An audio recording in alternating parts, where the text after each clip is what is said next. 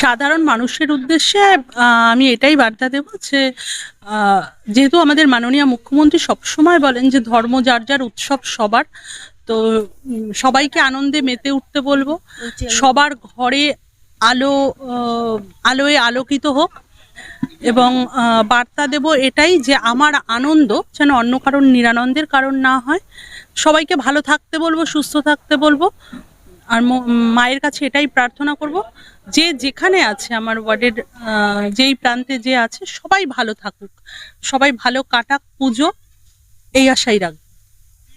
আর গতবারে আমার ওয়ার্ডে 30টা পুজো হয়েছিল, এই বছর আরও 7টা পুজো বেড়েছে, 37টা টোটাল পুজো হয়েছে।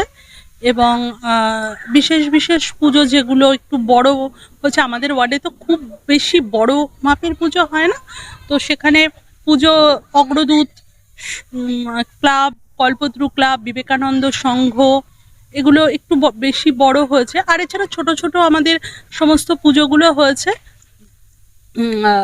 টোটাল ছোট বড় মিলিয়ে 37টা পুজো হয়েছে। এবং মানুষের প্রত্যেকটা পুজো আমি গেছি, প্রত্যেকটা জায়গায় আমি নিজে উপস্থিত থেকেছি। মানুষ ভীষণ ভালোভাবে এবং আনন্দের সহিত পুজো পালন করেছে এবং সবার মধ্যে উৎসবে মেতে উঠেছে সবাই। এক কথায় বলবো, উৎসবে মেতে উঠেছে সবাই।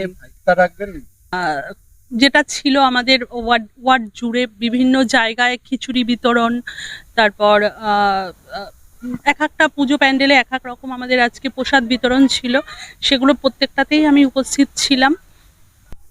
এবং সবাইকে বলবো আগামী দিন ভাতৃদ্বিতীয়া, সবার ভাইরা ভালো থাকুক, বোনেদের সব বোনরা যেন ভাইদের শুভ কামনা নিয়ে ভাইফোঁটা পালন করে, এটাই বলবো। আর নানান জায়গায় আমাদের বস্ত্র বিতরণ ছিল, মশারি বিতরণ ছিল, যেহেতু ডেঙ্গুর মরশুম, মশারি বিতরণ, কাপড় বিতরণ, এগুলো আমাদের কর্মসূচিগুলো ছিল।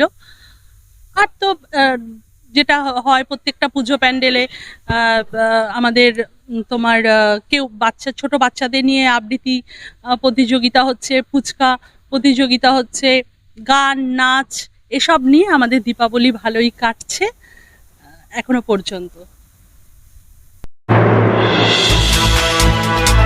এতক্ষণ আপনারা দেখছিলেন নিউজ বাংলা টিভি। সঙ্গে থাকুন, দেখতে থাকুন নিউজ বাংলা টিভি।